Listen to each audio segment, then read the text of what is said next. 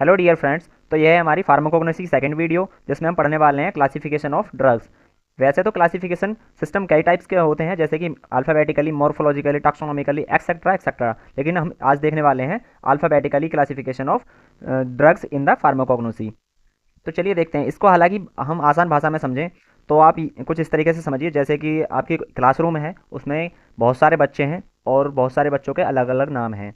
तो उनके जैसे कि नेम ए से स्टार्ट होते हैं, जैसे कि ए से अरोमा हो गया, अर्जुन हो गया, या जो अरुण हो गया, और बी से तुम्हारा भरत हो गया, या एक्सेट्रा, जैसे भी हमारे अल्फ़ाबेट्स के स्टार्ट होते हैं नाम, उनके अकॉर्डिंग हम उनको अलग अलग ग्रुप्स में बैठा देते हैं। जैसे मान लीजिए एक लाइन में हमने ए नाम वाले बच्चे बैठा दिए, दूसरे में हमने बी नाम वाले बैठा दिए, तीसरे में हमने सी नाम वाले बैठा दिए।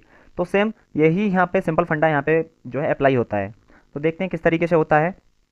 In the alphabetical classification system, the arrangement of the crude drugs is done by alphabetically by there Latin and English name. यानी कि जो हमारे क्रूड ड्रग्स हैं, उनके जो नेम लैटिन और इंग्लिश में जो नेम है, उनके जो अल्फ़ाबेट्स हैं उनके अकॉर्डिंग हम क्या करते हैं, इनका अरेंजमेंट करते हैं।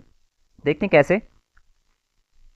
ये देखिए गाइस, यहाँ पे हमने जैसे मान लीजिए हमारा ए नाम वाले जो हमारे ड्रग्स हैं, एलोवेरा हो गया, अर्निका हो गया, ये हमने ए नाम वाले सेक्शन में रख दिए। और फिर हमारा बी से बेलाडोना हो गया, बर्बेरिस हो गया, सिंकोना हो गया, सी से सिंकोना हो गया, दालचीनी हो गया, और डी से हमारा डिजिटैलिस हो गया, डिल हो गया। इसी तरीके से गाइस देखो, ए टू जेड, ए से लेकर जेड तक के जितने भी हमारे जो क्रूड ड्रग्स होते हैं, वो उनके नाम के अल्फ़ाबेट के टाइप, उनके अकॉर्डिंग क्या है, अरेंजमेंट किया जाता है, उनको रख दिया जाता है। यदि आपको ये हमारे नोट्स चाहिए, क्योंकि मैंने इसमें काफ़ी ज़्यादा सिंपल सिंपल नेम्स को छाँट छाँट के रखा हुआ है आपके लिए, ताकि आपको अच्छे से हेल्प हो सके, आसानी हो सके आपको। तो आप हमें कमेंट कीजिए, हम इसे पर्सनली आपको सेंड कर देंगे। तो चलिए, इनके हमने अभी गुण और देखने हैं, गुण और अवगुण, यानी कि मेरिट्स और डीमेरिट्स। ये भी हमारे यदि लॉन्ग में पूछता है क्वेश्चन तो ज़रूर आएगा। तो चलिए देख लेते हैं।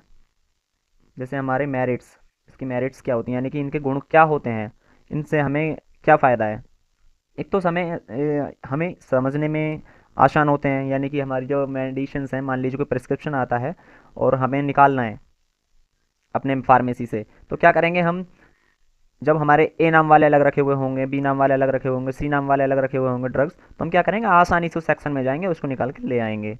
दवाओं की त्वरित पहचान, यानी कि क्विक आइडेंटिफिकेशन, हम उनको आसानी से जल्दी पहचान सकते हैं। दवाओं के सामूहिकरण में मदद मिलती है, यानी कि हम उनको ग्रुपिंग ग्रुपिंग मतलब उनको हम एक समूह में इकट्ठा करके रख सकते हैं और फिर उन्हें आसानी से पहचान सकते हैं।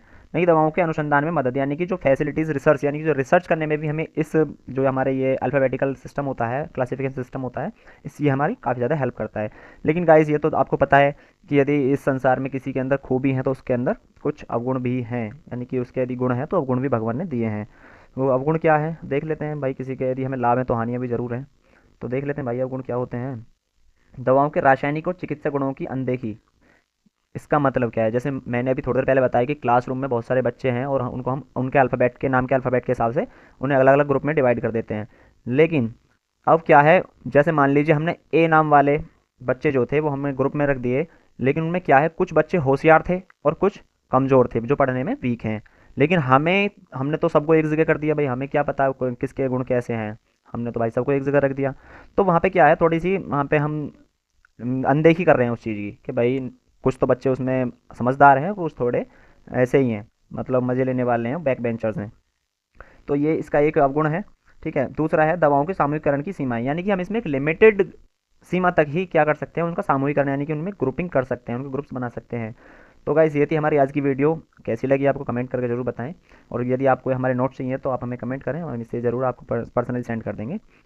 तो ऐसी इन्फॉर्मेटिव वीडियोज़ के लिए गाइस हमें आप फॉलो करें, वीडियो को लाइक करें, चैनल को सब्सक्राइब करें। Thank you for watching guys, मिलते हैं नेक्स्ट वीडियो के अंदर, बने रहिए हमारे चैनल पर।